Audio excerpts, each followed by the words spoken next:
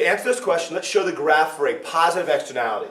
What we have is vaccines. We got supply and demand. This is the price and quantity that would exist in a free market. Supply represents the marginal social cost to society. Demand represents the marginal private benefit for the consumers that buy vaccines. The reason why this represents the private benefit is because consumers ignore a positive externality, right? If there's external benefits to society, you don't factor those in when you decide to buy something.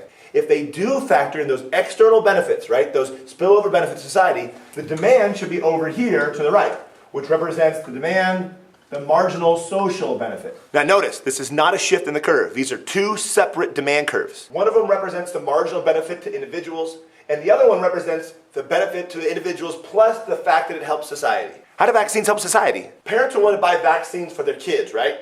And so they're willing to demand a certain amount.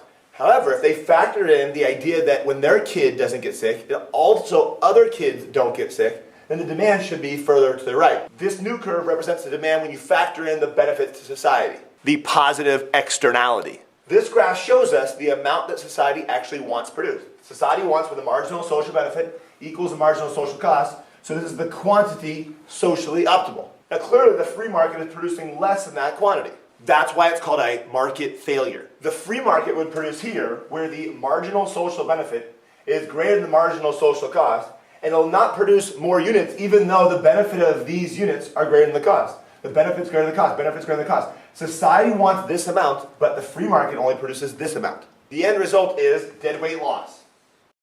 So let's go back to the question. Answer A is correct because at the quantity free market, the marginal social benefit is greater than the marginal social cost. So A is the right answer. B isn't right because they're not producing the quantity socially optimal. C is incorrect because this question gives you nothing about what product market this is being produced in.